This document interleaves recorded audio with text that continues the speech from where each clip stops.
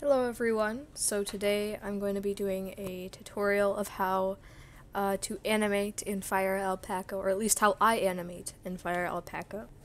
So the first thing you're going to want to do is obviously download it, and they have a free, it is free, so all you have to do is go to firealpaca.com and you can download it just like that. And then once you open it up, there might be a little pop-up in the middle of the screen saying that you should buy or something or upgrade it. But you can just click out of that. So the first thing you're going to want to do is head to File, and then New, but you can also just do Control N. And then this is the size that I use for YouTube videos, because that seems to work the best.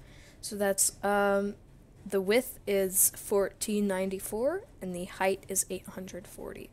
And then once you have this, you can just press OK, and you have this screen. Now this is already to fit, so you don't need to zoom in or zoom out at all. And then I'm going to go over briefly to of what these tools do and what these do, so that it's a little bit easier to understand. So the first thing we have over here is the color palette, or color swatch thing, whatever you want to call it. And you can kind of scroll through and you'll see all the colors. And let's say you want a red, you can choose any color in here. It's pretty basic. But I usually just use black for outlines, like that. And then the next thing you have is brush control. This is just the width, so you can actually go more than the line says. So you can do more than 146. You can go up to 1,000. So, and then that's just the size of your brush. You can use whatever you want, but for this particular video or tutorial, I'm going to use 4. And then this is the opacity. So at 100%, it is just a black line, or whatever color it happens to be. And then as you go farther down, it'll be lighter and lighter. This is just a preview of what the brush looks like, so like that. And I don't know, I don't find it too helpful. And then all of these are the different different things that you can make. So, or that you can use, really. So you have the regular pen. It kind of fades out a little bit at the end. And then you have the pen, which is also fade in, fade out, so you can see that it's much different. And then the eraser, I'm going to tell you right now, if you have a completely white background, and then you have maybe just this line, the eraser will erase it, but you have to be wary that that spot right there has no color to it. Or, I don't think it matters that much, but just be careful. Usually what I do is just like go to white or whatever the background color is. And then the pencil is just, it fades more at one end, like a real pencil would. And just so you know, the pen sizes do change for each pen, so I'm pretty sure the one that you set or whatever will be red. And then you have like airbrush, and then you have another airbrush. And then you kind of have just like some fun ones you can play around with. For example, they have like the symmetry thing. It's pretty fun to play around with. And then they have another one where you can like, make another symmetry. And then they have like stars. And you can actually go and change all these settings for each star. So that's pretty neat if you ask me. And then you have other stuff that I find pretty interesting, like this. This is kind of like you erase it, and oh, look at that, there's something behind it, even though it's not really erasing. And then you have just kind of stamps. I don't know, just something fun to play around with. Okay, so the next thing you have are tools on the side. So, this is the pen tool or pencil or whatever it's called, brush maybe, and it lets you draw. So, I mean, yeah, pretty self-explanatory. And this is another eraser that you can use. It also, I believe it will erase to the board, so it will be the board's color, like this kind of grid. And then you have this. So basically what this is that it takes away that nice kind of cleaner line, and it makes it into a bitmap, so that I think like for pixel art maybe that would work. And then you also have this, which is what you would use for selecting. I personally don't use selecting because it doesn't work very well for me. And then this is just a rectangle tool. I mean, pretty self-explanatory. This is the paint bucket, and you use it, well, however you would use a paint bucket, whatever projects you're doing. And then this is a pretty cool tool. It's called the gradient tool. And how you use it is you get two colors. So let's say you want this bright red and this maybe this bluish color. And what you're going to do is that the color, I believe that's highlighted, is going to go all the way down to wherever you drag it to. So it's click and drag. Oh no, it's the other. Okay, whatever. And basically it makes a nice gradient. You can kind of play around with that. And as it mixes, you get the kind of the color in between. A kind of an annoying thing though about gradient is that you can't, like if you want to have something like this and then make it white inside, it won't fill in the whole thing. I'm pretty sure there's ways around it, but I haven't figured that out yet. But it'll instead just make those lines, which in some cases can actually look very interesting and nice. But that's kind of why I don't like gradient. But it still looks very nice. And then this is just a select tool that you just click and drag around. This is the same thing, except you can kind of just outline whatever you want. This, I believe, I don't know what that tool does, because I've never used it. This next one is text, so you can type something in there, and then it will actually appear a layer behind it, and you can't really see it, but it's right there. So I have never used text yet in an animation of mine, but I will be sure to try it sometime. And then this is just just nothing really.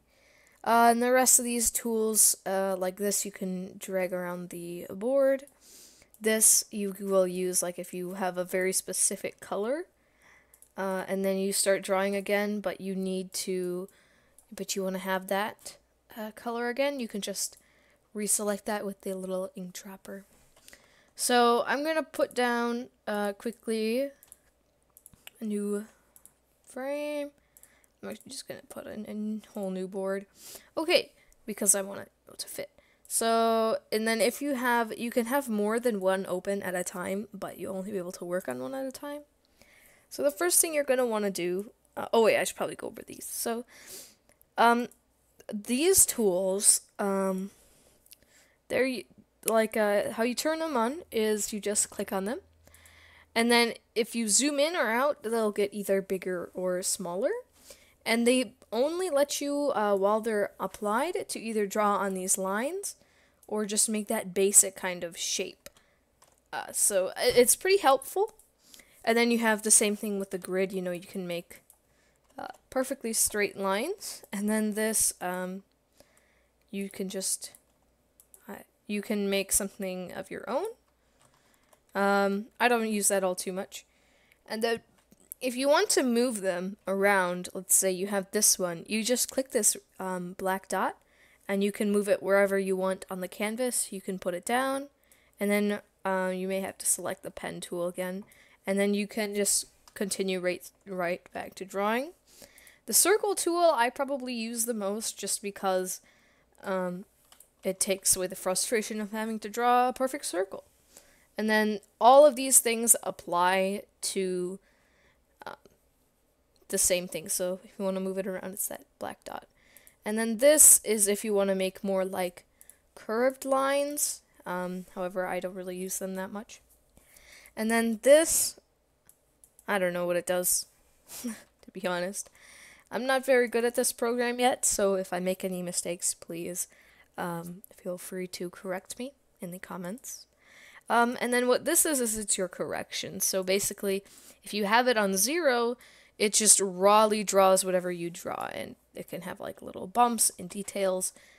And then as you go, like let's say you have it at 20, it's here, I'll do a little bit of a demonstration. So you have the kind of straightish line, and then if you go to 20, it starts to correct those bumps. And then if you go all the way to 40, it corrects it even more. So, however, the higher you go, the more lag there is. As you can see, my line is lagging a bit, but as you click off, it'll go right to where your mouse is. So be careful with that. I usually have it at 20 to 25, even though sometimes I will go over that. And then these are pretty much, I don't use them all that much, so you can kind of explore that. But here are the edit tools. You just go over edit because there is no undo button on the screen. Usually I just press Control Z or Control Y. And then this is all stuff that you can actually do on this side of the board. So what this side is you can also adjust the opacity as well, but that's per frame, I believe. And then you can, let's say you want to make sure that your half circle like that or whatever is drawn right. So you can flip it, and if that happens to work for you, just click that. And then as you turn it, it'll get a little bit more like that. And then you can also manually turn it however much you want for whatever weird shapes you have to draw like that. It is quite difficult to get back to 0 though, so be warned. Watch, now I'm going to spend the rest of my time trying to put this back to 0. But I do think you can just... No, you can't. Okay, whatever. Let's get this back. Okay, there we go. And then, this is just another thing, another kind of pasteboard, or whatever, I don't know what to call it. There it is. Okay, so, and if you can make tabs too, so you can make them separate tabs. I actually usually have it on tabs, I'm not sure why it wasn't. So this is where all of your layers are gonna go, and basically, as you put more frames on, I shouldn't say layers, frames, you can select these and basically make sure that you can't lock the first frame, protect alpha. I've never used them, so I mean, they're probably not too important. And then this is for a new frame, and then this is to open it up from a folder, and then this, these are basically, this trash can is to delete the frame, so, yeah. And then to save a frame, you have to just press save or Control S. So, let's get into it. Alright, so the first thing you're going to want to do is, I like to turn on onion skin mode, and that's in view, and you go all the way down and press onion skin mode. So what this does is if you draw a line like that, and you have a new layer, you see the outline, so that way if you want to add a little bit of movement, you can. However, if you just want to make an exact copy, and maybe put just a little bit of detail onto something, you can just Control C, Control V, copy the frame, put it back in, make your small adjustment, which is what I've actually been using more of, because I just find it to be a lot easier than having to redraw the whole frame, unless you want kind of that shaky, almost looking line thing, which is pretty cool, I must admit, but it can be quite hard to do. Okay, so now I think I've covered everything, and if I did forget something, I'll probably go over it. So, let's say, let's make someone maybe in the corner here or in the middle, kind of just looking at the camera. And you can, obviously, you could do whatever you want, but for this example, I'm just gonna draw my little, well, we won't do any of that. We'll just give him some eyes. No.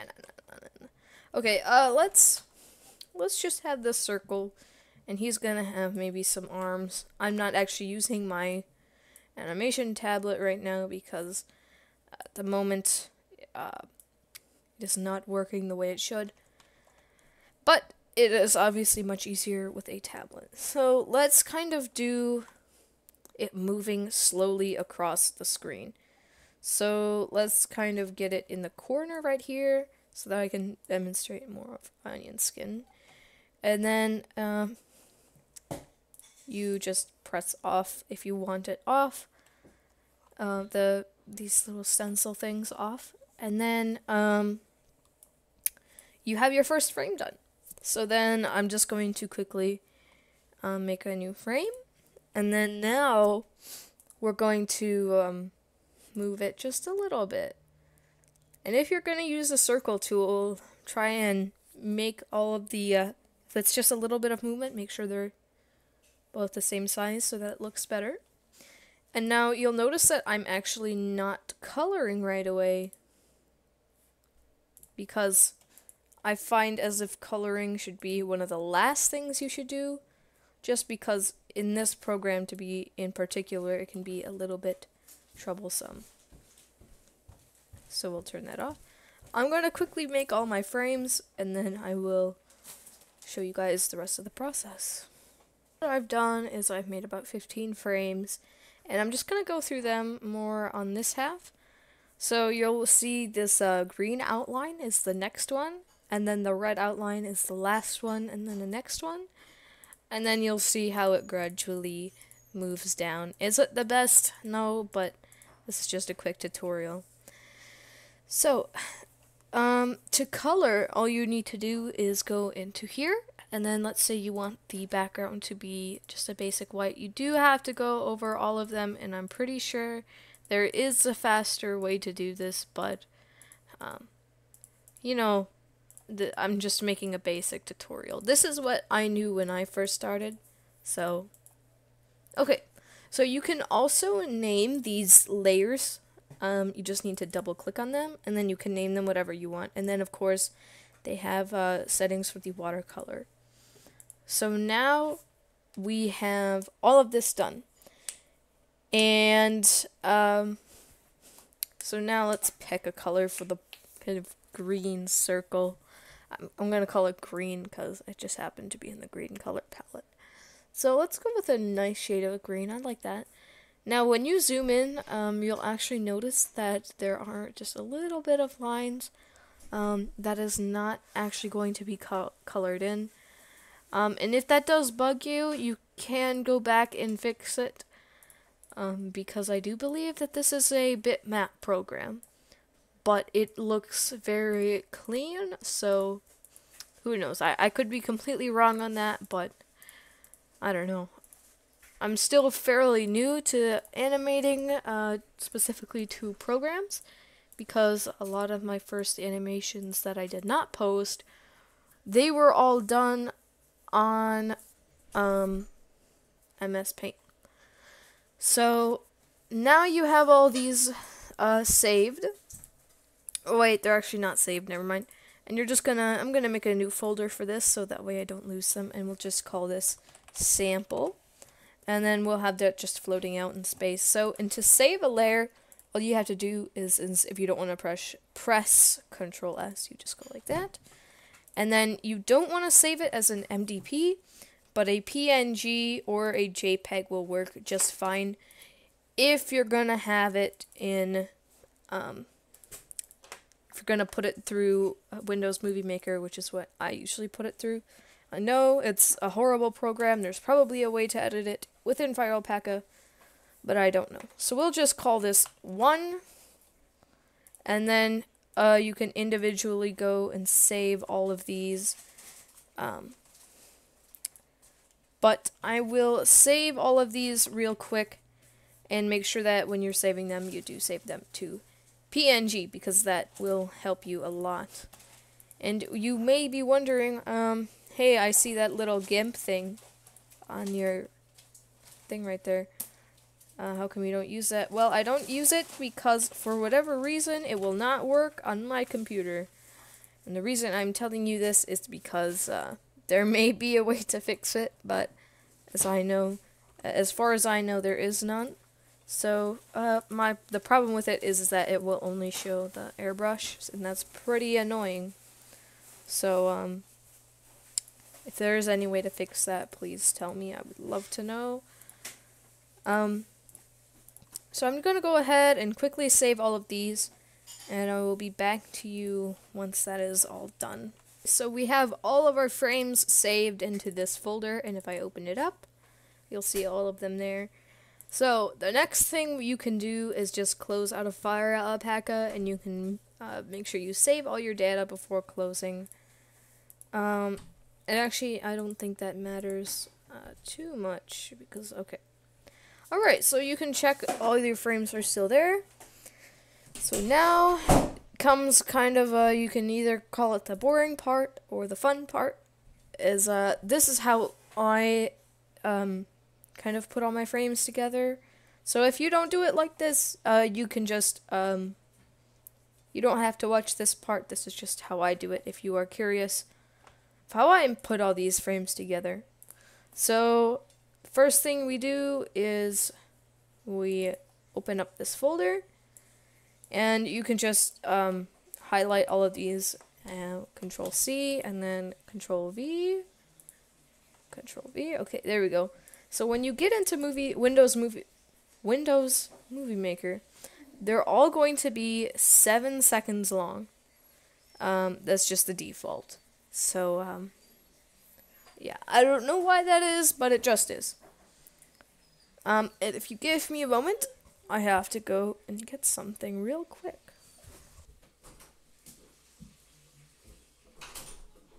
The first thing you're going to do is you're going to go to your first frame and kind of figure out what you want. So, I usually start out with 0.3 seconds, and you need the 0 at the end.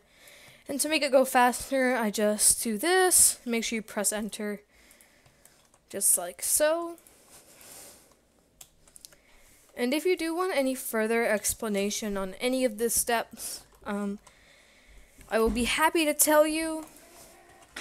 So yeah. And this is just our base. If you have a larger animation, I would suggest not making all the frames 30 seconds, because for different parts you may have a little bit different audio and the pace that you're going, or if there isn't any audio, you should be just fine. So now let's go back to this big window and see how it is. So it's actually still quite slow. So what we're going to do is we're going to put it to maybe 0.15. And this is seconds, I believe. So this is 0. This is a 15th. Oh, no, wait, that would be just about a 10th of a second, a little bit more. I'm sorry, I'm not concerned with my math right now. Although I'm pretty sure you could use math to find out your exact speed per frame, but I don't know how to do that right now. And, you know, that can be a bit iffy sometimes, too. So, we now have 15 seconds for each frame. Let's see how that works. Okay, you want to make sure you start from the beginning, because if you start at the end, you're only going to get that last frame. So let's start from the beginning. And it's a lot better, actually. But what we want is a nice fluid like that, so that you barely see any transition in between the frames, and that it's just going in and out like that. So that is actually very quick. So let's try it one more time at 0.05, which is almost as fast as you can go. So I'm pretty sure this will be too fast.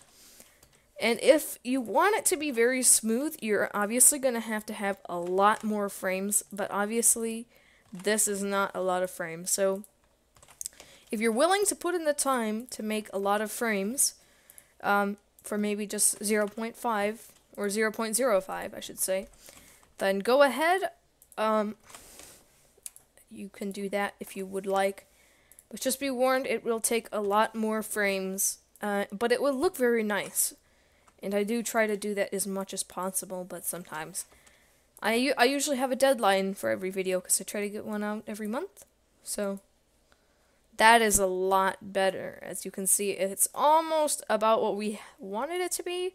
However, I can only go a little bit faster. So I think that is great, but let's make it quickly as fast as it can possibly go, which is 0.03. You cannot do it any less. Why? I'm not so sure. I'm also sure that there's a maximum as well. So, but I don't know off the top of my head what that would be. And you'll see that it'll start to skip ahead. I'm not sure why it does that, but it does. But don't worry, you're still getting all of those frames. Okay, so let's see. That is beautiful. And of course, you could put in a lot more frames, you could put more color to it, but this is just an example. So let's say you wanted some audio for that. I don't even know what you could put in that's 47 seconds long. But I'm going to use something. I've been just kind of keeping it off to the side. So if you happen to like Team Fortress 2, you can go onto this website. You have to, I don't know if you can just find it just with the Team Fortress 2 official wiki, but you just go to wiki.teamfortress.com/wiki/scout_responses, and then you can put scout with whatever class you want, and I think even Marasmus has his own page. So this is all for scout. This is only what the scout will say, and I just have it bookmarked on scout for whatever reason. So let's see. I think this will work. So you're just gonna download that right away. Make sure it actually works, and make sure it's not a virus, because that would not be very good. So now you have that downloaded, and I'm pretty sure you can just put it right in. Yep. Okay. So you'll see it kind of cuts off. So what you can do is actually just go into Music Tools and just split that off right there, because that's nothing. It's just them getting the recording started.